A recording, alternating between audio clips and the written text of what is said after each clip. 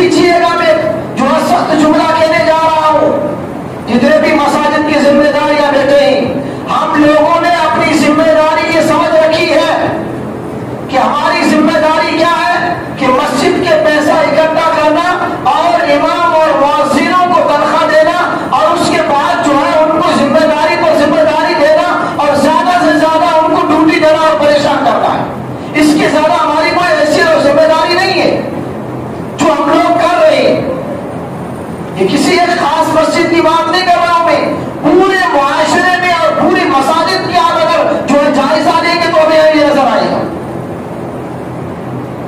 مسجد کا ذمہ دار بنا دیا گیا، وہ اپنی ڈیوٹی سمجھتا ہے کہ کسی طریقے سے مؤذن کی کوئی غلطی ہو میں اس کو پریشان کروں، کسی طریقے سے امام میں کوئی خامی نظر آئے اور میں اس کو ٹارچر کروں، فلاں جگہ اس نے یہ کام کر دیا، فلاں جگہ امام صاحب نے وہ غلطی کر دی، یعنی رجسٹر لے کر کے وہ امام اور مؤذن کی غلطیوں کو لکھنے کی اپنی ذمہ داری سمجھ لی۔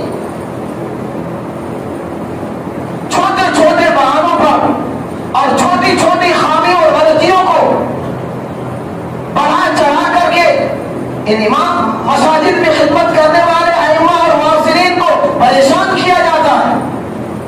یہ سخت بات ضرور ہے لیکن حقیقت ہے۔ میرے بھائیوں اور بزرگوں، ہم اپنی ذمہ داری کا احساس سمجھیں، اور پھر دوسری طرف جو ہماری مساجد اور جو ہے ہمارے مکاتب کے مدرسین کو اور ائمہ کو اور مؤذنین کو جو تنخواہیں دی جاتی ہے، اپنے دل پہ ہاتھ رکھ کے سوچیں، چاہے وہ مسجد کے ذمہ دار بیٹھے ہوں یا کسی محلے جو ہے کے ذمہ دار بیٹھے ہوں، کیا اس وقت حالات کے اعتبار سے جو ہم تنخواہیں ائمہ کو اور علماء کو دے رہے ہیں، کیا اتنی تنخواہ میں میرا گھر چل سکتا ہے کہ نہیں؟ کبھی ہم نے سوچا ہے؟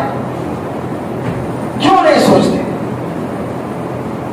مسجد کی تعمیر کے لیے ہمارے پاس پیسے ہی، مسجد میں ٹائلس لگانے کے لیے ہمارے پاس فنڈ موجود ہے، مسجد میں گرم پانی کا انتظام کرنے کے لیے ہمارے پاس فنڈ موجود ہے، مسجد میں اے سی اور کولر کے لیے ہمارے پاس فنڈ موجود ہے، لیکن امام اور مؤذنوں کی تنخواہوں کے لیے ہمارے پاس کیوں ہم کنگال ہو جاتے ہیں؟ یہ ایک سوچنے کی بات ہے۔ میرا انداز سخت ضرور ہے، میرا نمو لہجہ سخت ضرور ہے، لیکن یہ آپ کا ضمیر پر میں بات ڈال رہا ہوں، آپ اس کو سوچتے کیوں نہیں؟ میں آج بات نہیں کر رہا ہوں، 3 سال سے اس موضوع پر میں بات کرتا ہوں، ہر سال بات کرتا ہوں، صرف میں نہیں کر رہا ہوں، ہماری اس وقت اکابرین اور بزرگوں اور جو بڑی بڑی تنظیمیں ان کی بھی یہی اس وقت پکار ہے کہ ہماری مساجد کی ویرانیوں میں ہمارے جو ہے محلے اور جو ہے نوجوانوں کی بے-روی میں کہیں اس بات کا بھی تو دخل ہے نا کہ اس کو ہم کیوں نہیں سوچتے؟ سال میں اگر 1-2 ہزار روپے بنانا ہمارے اوپر بھاری پڑ جاتا ہے تو یقین جانیے مسلمانوں، ہماری کوئی ذمہ داری اور حیثیت ہی باقی نہیں رہ گئی۔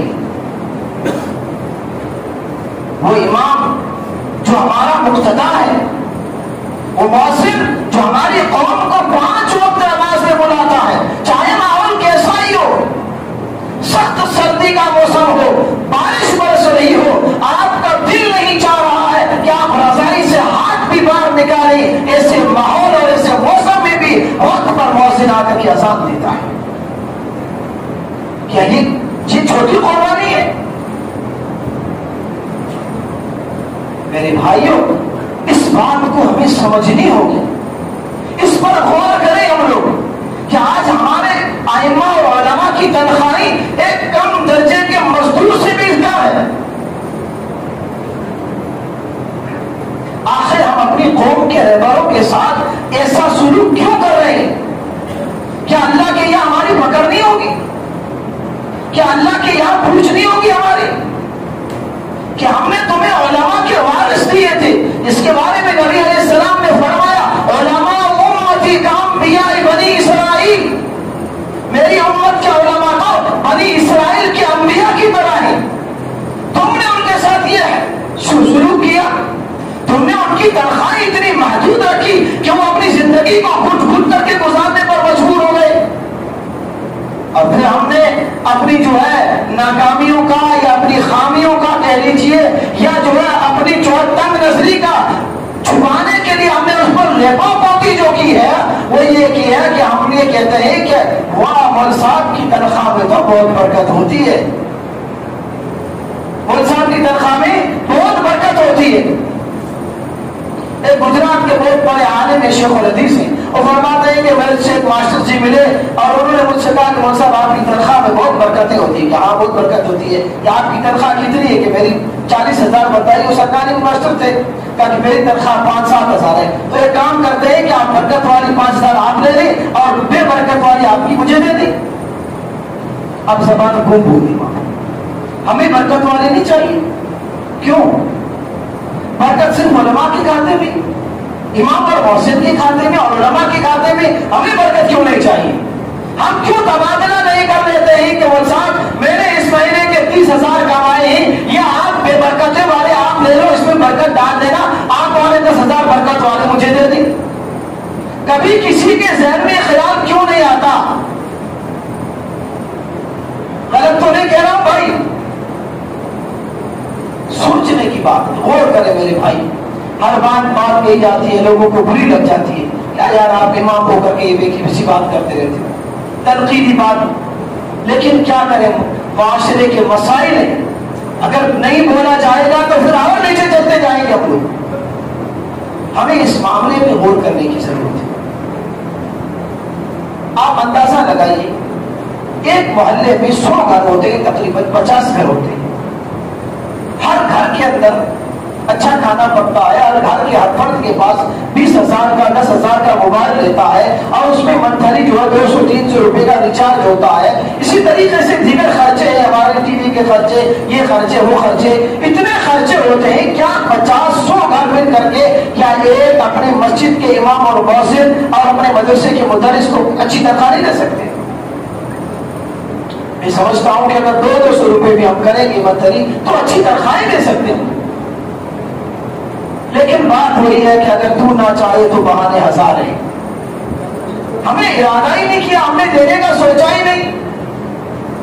تو میرے بھائی اور بزرگوں, اس معاملے میں ہمیں سنجیدہ رہنے کی ضرورت ہے. غور و فکر کریں اپنے محلے کی کمیٹیوں میں, محلے والے اور کمیٹیوں والے مل کر کے یہ بات طے کریں. آج اکثر جگہ یہ بات رہتی ہے کہ کمیٹی والوں کی محلے سے نہیں بنتی, محلے والوں کی کمیٹی سے نہیں بنتی. یہ بھی مسجد کے معاملے میں بھی یہ معاملہ چلتا ہے. یہ اللہ کے گھر, ان کو مل کر کے چلائیے, خوشی کے ساتھ چلائیے. ہماری قوم کے رہبر ہیں علماء, ان کی قدر کیجیے, ان کے مقام اور مرتبے کو پہچانیے. ان کی تنخواہیں اس مہنگائی کے دور میں کم از کم اپنے اوپر لے کر کے اور اپنے دماغ کے اعتبار سے سوچ کر کے ان کی تنخواہیں ہمیں بڑھانی چاہیے. آپ دیکھیے غیر قوموں کو کس طریقے سے وہ اپنے جو مذہب کے رہنماؤں اور پیشواؤں کو نوازتے. ان کے یہاں تعداد نہیں گنتے, وہ لوگ لاکھوں اور کروڑوں روپے خرچ کر دیتے ہیں, جبکہ وہ حق ہے اور حق پر. پھر کیوں ایسا ہوتا؟ یہ وہ باتیں ہیں جنہیں ہمیں سنجیدہ ہو کر کے سوچنے کی بھی ضرورت ہے.